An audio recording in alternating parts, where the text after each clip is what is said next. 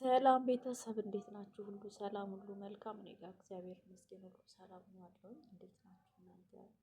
ሁሉ ሰላም፣ ሁሉ መልካም ነው። ጉድ ነው ዘንድሮ ማናየው ማንሰማው የለም። የዘንድሮ ዩቲዩብ ላይ የምናየው ጉድ በስመ አብ ነው የሚያስብለው። እኔ የምለው ምን አይነት ጭካኔ ነው? የእውነት ይሄ ነገር እውነት ተደርጎ ነው ማለት እንዴት ማለት የልጁ ፎቶ አብሮት እንዴት ነው አፈር ውስጥ የተቀበረው? ማለት ምን ያህል ጭካኔ ነው? እውነት እናት የሆነ ይሄን አድርጋው ነው? እኔ ማመን ያቃተኝ እውነቴን ነው የምለው። እስከ ዛሬ እኔ በእነሱ ዙሪያ ሰርቼ አላውቅም፣ ግን ይህንን ሳየው እናት መሆን ከባድ ነው። እና ያንን ልጁን ያሳዘነኝ አሁን ላይ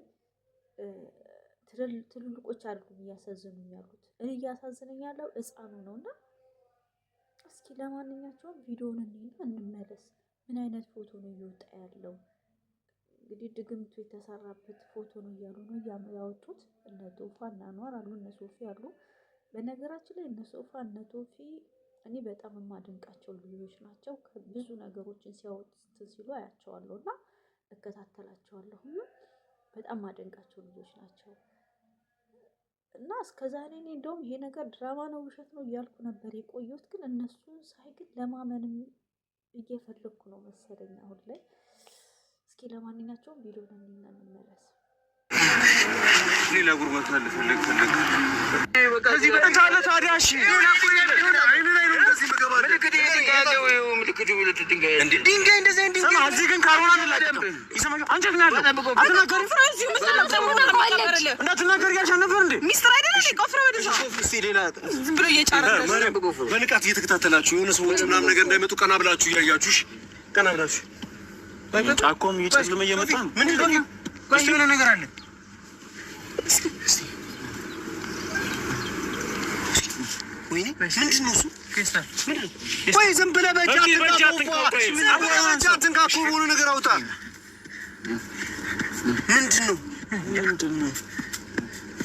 ምንድን ነው አትናገርም እንዴ? ብር ቦታው እንጂ ተፋ በእጃትን ካፉ በእጅ እንዳነካ ምንድን ነው ይሄ ነገር? ምንድን ነው? እስኪ ጣሏ ቶፋ አትንካ። እንደዚህ ምን ላድርግም? እሺ ቆይ ቶፋ እንደዚህ ነገር ምናምን ነገር አለ። ይኸው በእንደዚህ ቶፋ ይኸውልህ እንዲህ ክፈተው ሳትነካ። ወይኔ ምንድን ነው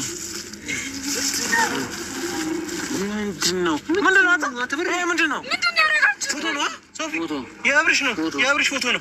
የአብርሽ ፎቶ ነው እንጂ ይኸው ታዲያ ምንድን ነው አብሮት ያለው ነገር? እንቁላል ነው። አየህ ለዛ ነው የሚሸተው። ቶፋ እኔ ላይ ድግምት ሲደረግብኝ ነበር አይደል እንዴ? ያኔ እኔ ድግምት የተደረገብኝ ጊዜ ፎቶዬ ላይ እንደዚህ እንቁላል ተደርጎ ነው። እንቁላል ጭሳጭስ እንደዚህ አይነት ነገር እና በማር ይደረግ። አየህ ተመሳሳይ ልክ እንደ ስሚ ትልሽዋለሽ። ይሄ እንደዚህ ምሽቱን ትልሽዋለሽ።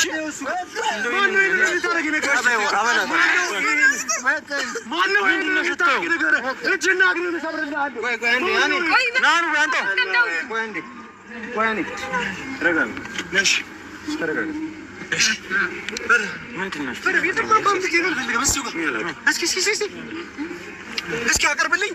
እስኪ አንቀርብ። ምንድን ነው ሶፊ? እኔ በቃ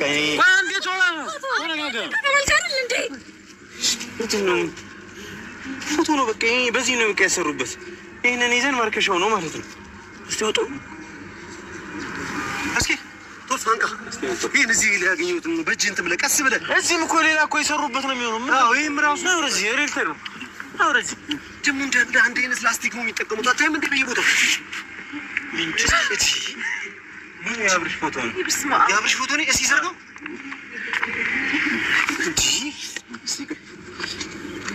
እንጂ እዩ ከልጁ ጋር ከልጁ ጋር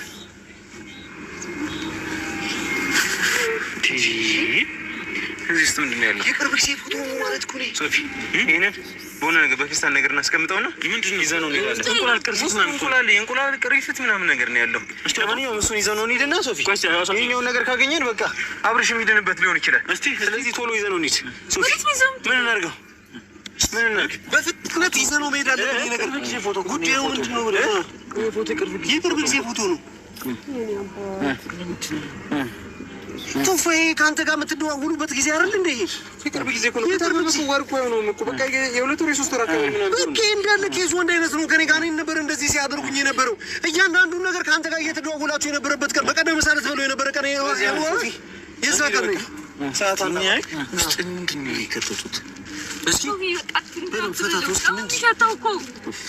ምንድን ነው ሶፊ እኮ በቃ ምንድን ነው ደግሞ ከላይ ያለው ነገር? ኧረ በለው እንቁላል አይደለም እንቁላል ቅርፊት ነው ምናምን ያለው የበሰበሰ ነው። ይሄ ገና ልጅ የተወለደ ገና አዲስ የተወለደ ጫጩት ምንድን ነው? አንተ ማነው ይሄን እንደሰራ ያደረገ? እንዴት ነው የሰራችሁት? እንዴት ነው ይዘህ የመጣው? ተናገር። ቶፋ ይሄን ሰውዬ ይዘህ ነው ሄደን ማለት ነው። የሆነ ነገር ይመጣል ይዘህ ነው ሄደን በሆነ ነገር ትይላል በእንደ ዋጋ ነው መቅበር ማለት የእውነትስ በልጁ ምን ስለመሆኑ ልጁ አብሮ የተሰራበት የእውነት ድግምቱ አለው የለውም? እኔ ማለት ባላዩት ነገርም መፍረድ ኃጢአት መግባት ነው። እና እንግዲህ እንደሚሉት እኛ እንደሚያወሩት እናውራና የእውነት ድግምት አድርጋ ከሆነ ሩታ ማለት ነው እንዴት ነው በዚህን ያህል በልጇ መጨከን የቻለችው? ማለት እናት በዚህን ያህል ለልጅ ትጨክናለች ማለት ልጁን እንዲወደው ነው ወይንስ አልገባኝም። ማለት ልጁን እንዲወደው ነው ልጁ አብሮ የተሰራበት ሌላ ፎቶ ሳታ ነው ብቻውን ፎቶ ጠፍቶ ነው? ሲጀመር ይህን ነገር ለማድረግስ ምን ያነሳሳታል? የናቀችው የጣለችው ባል ነው። በመጀመሪያ ደረጃ አልፈልግም ብላ ፈተዋለች። ከፈታችሁ በኋላ የት ገደልም ይግባ። ይሄ አንደኛ ሴት ልጅ ዝቅ የሚያስደርግ ነው። የራስን ማዋረድ ነው። ውርደት ውስጥ መግባት ነው። እኔ ንቆኝ ትቶኝ ሄደን ወንድ ድጋሚ እሱ ስርስር እየሄድኩ መለመነው ማን ስለሆነ ነው? እሱ ማን ስለሆነ ነው የሚለመነው? ጀግንነቷን ጀግና እያሏት ነው ነገሩ። እዚህ ነገር ውስጥ ሁሉ እየከተቷት ያሉት የእሷ ደጋፊዎች አሉ፣ ቤተሰቦቿ።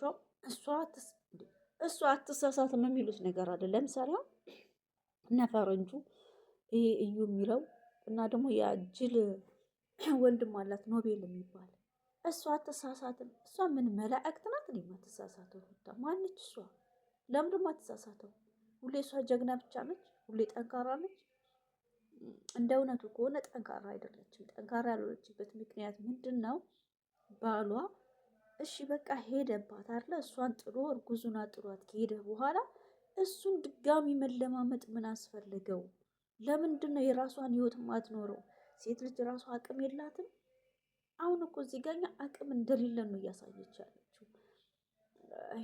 ሄርሜላ የመጣችበትን መንገድ ጥሩ ባይሆንም አመጣጧ ጥሩ ላይሆን ይችላል። ግን እሷ በጣም ጎበዝና ብልህ ሴት ነች። በጣም ብልህ ነች። በጣም ነው ማለት ብልህ ነች። በቃ ብልህነቷን ወድላታለሁ። አመጣጧ ላያምር ይችላል።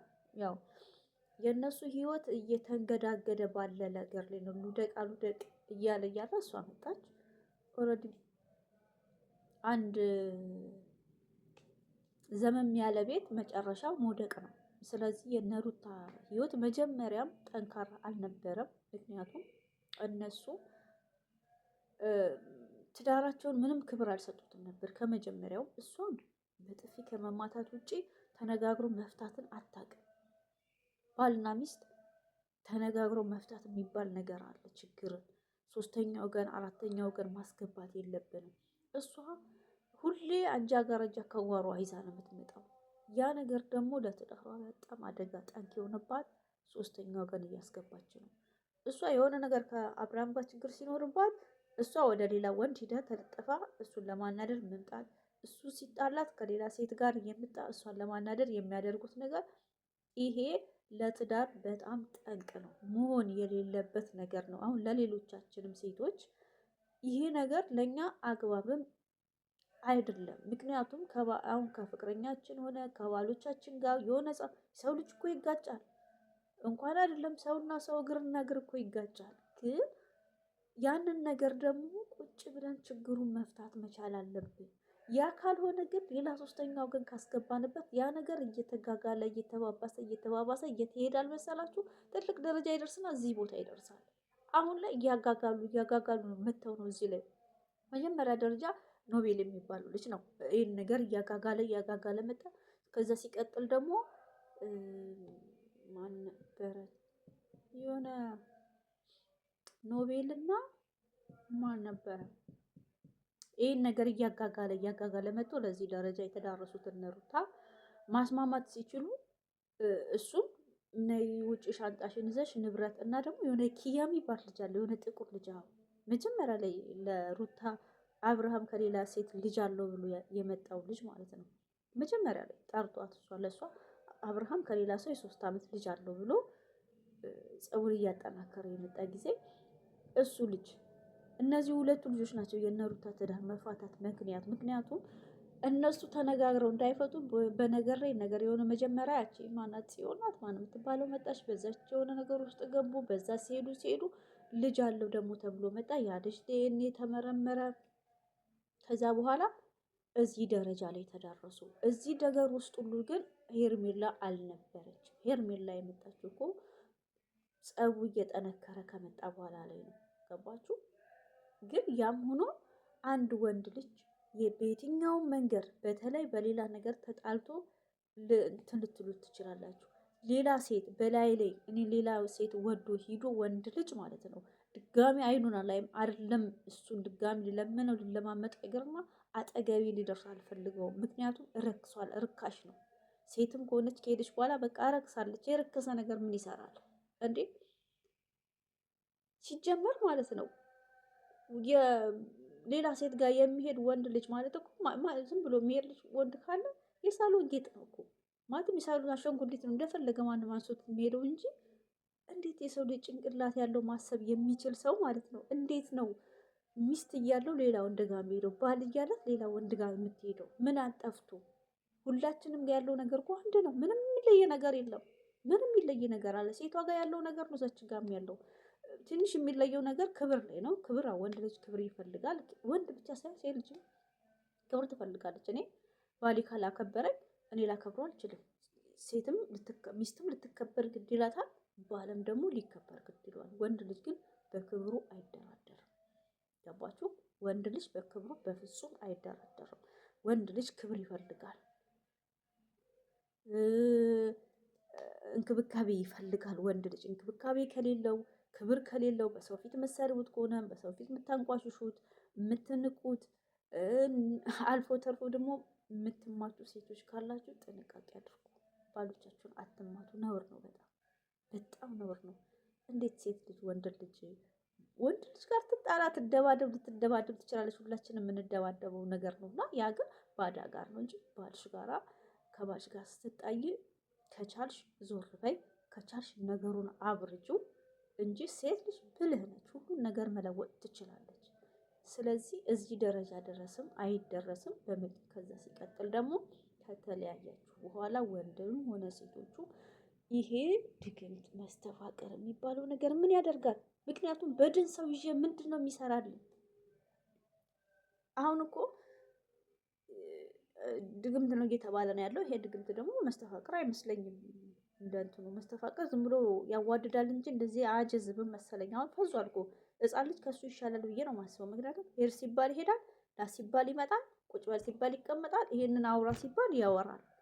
ይሄ ማለት ሕፃን ልጅ የ3 እና የ4 ዓመት ልጅ ራሱ ይበልጠዋል ማለት ነው በአስተሳሰብ አሁን ላይ አብርሃሙ እና መስተፋቀር ራሱ ጥሩ ነው ብዬ አላስብም። ምክንያቱም መጨረሻ ላይ ያ ሰው በሽተኛ እየሆነ ነው የሚሄደው። ውስጥ በሽታ ይሰራል።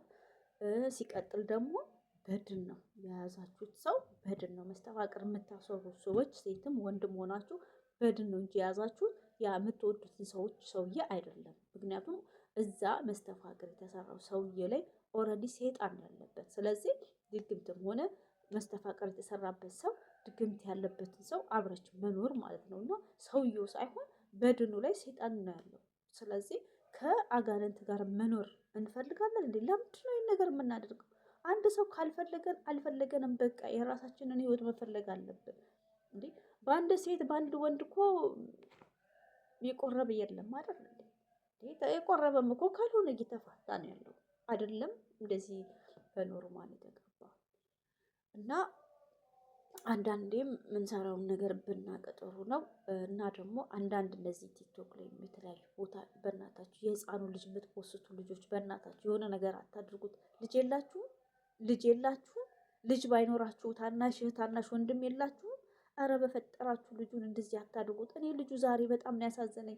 የምር እዚህ አይኑ ላይ ማለት ነው የሆነ ነገር ጥቁር ምንድን ነው የሆነ ነገር ቀብተውት ለምን ህፃኑ ላይ እነሱን እንደፈለጋችሁ አድርጎ ስትፈልጉ ዘቅዝቋቸው ስትፈልጉ አቃጥሉ ፎቷቸውን። ግን የህፃኑ ልጅ ምን አደረጋችሁ? ኧረ በፈጠራችሁ የህፃኑ ልጅ ፎቶ እንደዚህ አታድርጉት። ለማንኛቸውም ሰላም ቆይልኝ። ብዙ አወራሁኝ። ያንን ሳይ ቲክቶክ ላይ ሳይ በጣም የሆነ ልጁን ሳይ በጣም ነው እንትን ያለ። መጀመሪያ እዚህ ፊቱ ተቀባውን አይቼ በዛ እየተናደርኩ ነበር። ከዛ ደግሞ አሁን ይሄ ድግምት የተሰራበት ተብሎ ካፈር ውስጥ ሲወጣ የአብርሃም ፎቶ ከልጁ ጋር የተነሳውን ሳይ ልጁ ምን አጠፋ ነው እዚህ ጋር ምን አጥፍቷል በሚለው ተናድጄ ነበር የመጣሁት። ለማንኛቸውም መልካም ጊዜ ይሁንላችሁ። ሁላችሁም ሰላም ሁኑልኝ። ሰብስክራይብ፣ ሼር፣ ኮመንት አድርጉልኝ። ወዳችኋለሁ ቤተሰብ፣ አበረታቱኝ። እሺ